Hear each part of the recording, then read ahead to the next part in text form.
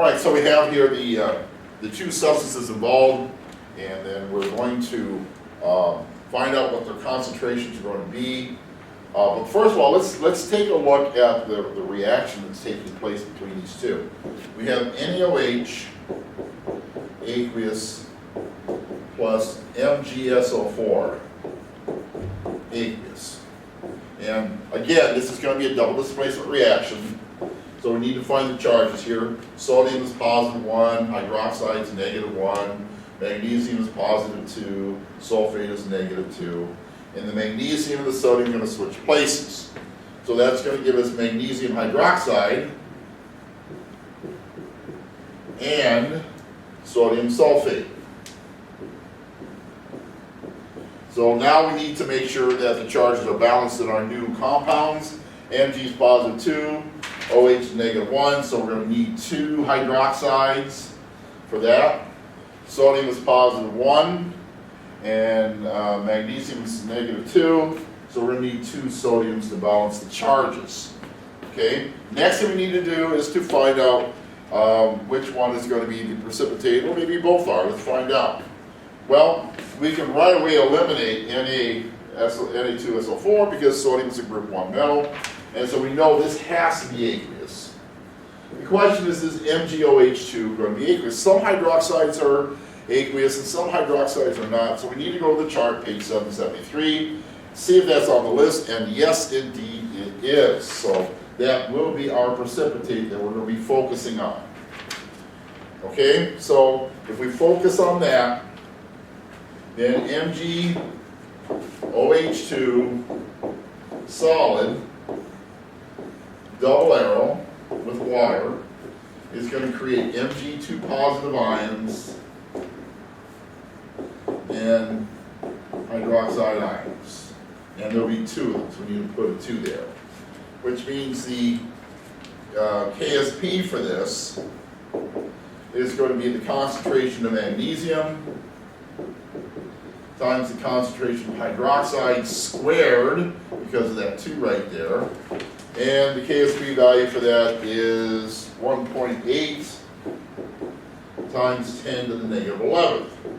So now we got to plug in for magnesium and hydroxide here. So we go back to the beginning of the problem right here, and we have 1 liter of this being mixed with 1 liter of this, which is going to create a 2 liter solution in which the number of moles don't change, but the volume does. So we're going to have to go through that. We're going to have to find the number of moles of each. So I'll just go ahead and do that in red up here so we can follow along on this. So if we multiply 1 liter times 0.000000 whatever, and so this is going to be, well, these two multiply together, and I'm going to erase that and put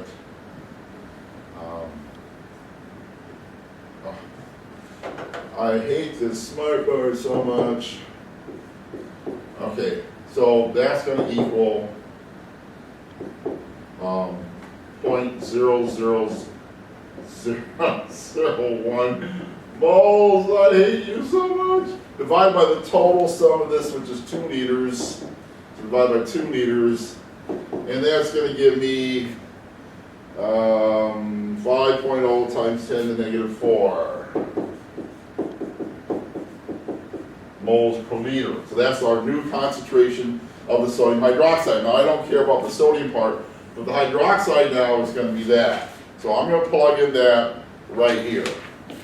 5.00 times 10 to the negative 4 squared. Now I'm going to do the same thing with the magnesium here. Take 1 liter times this many moles per liter. Liters cancel out again. And that's going to give me 0.002 moles divided by the sum here, the total sum of volume, 2 liters, and that's going to be 0.001 moles per liter. Okay, so I'm going to plug that in right here. So I go ahead and punch this stuff out here. And it looks like I'm going to get 2.5 times 10 to the negative 10. And that is our Q here. So the Q's in red. So, now we compare the Q with the KSP. Is Q greater than or less than the KSP, or equal? Well, obviously not equal.